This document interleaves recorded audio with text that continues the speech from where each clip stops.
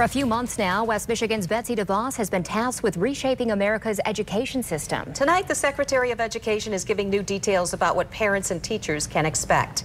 24-hour News 8's Washington correspondent Mark Meredith spoke with Betsy Devos one-on-one about her first few weeks on the job. He joins us live tonight in our Washington, D.C. bureau. Mark, Devos has an uphill battle in front of her, doesn't she? She really does, because this nomination, guys, from the start was very controversial. And as you said, we had a chance to catch up with her late last week as the administration was marking 100 days in office. She talked to us a little bit more about not only what she sees her role is going to be, but as well as the one for the Department of Education itself. It's been like drinking through a fire hose. But Education Secretary Betsy Devos says she's thirsty for more. The 59-year-old Michigan native had a rough start.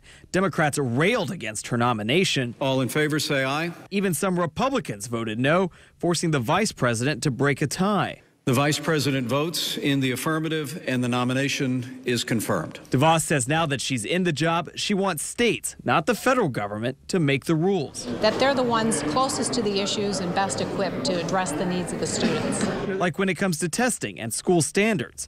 But the president's new budget will cut her department spending by $9 billion, or roughly about 13%. Devos tells me that's okay with her.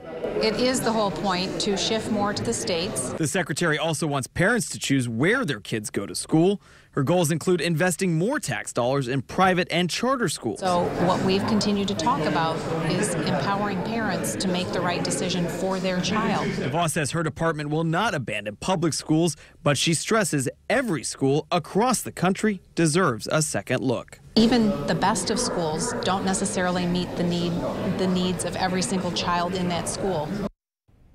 Secretary Devos certainly was opening up about the administration, and she's going to be speaking more to parents as well as the public. She's set to deliver a commencement speech next week at a historically black college in Florida. Sue?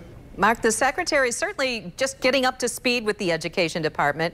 Is there any specific model that she expects to follow? Or is there some certain community that she sees as a new standard, for instance, for the rest of the country? Sue, I certainly asked her about that because I wanted to see whether or not what we've seen in Michigan is what's going to carry over to the rest of the country. And instead, the secretary said she really sees Florida as kind of a benchmark that could work for other parts of the country, other states that have maybe not focused as much necessarily on allowing parents to choose which school they would go to, as well as the charter school system.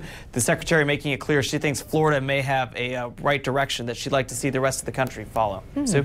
Florida. Okay, Mark Meredith reporting live from D.C. Thanks, Mark. Thanks.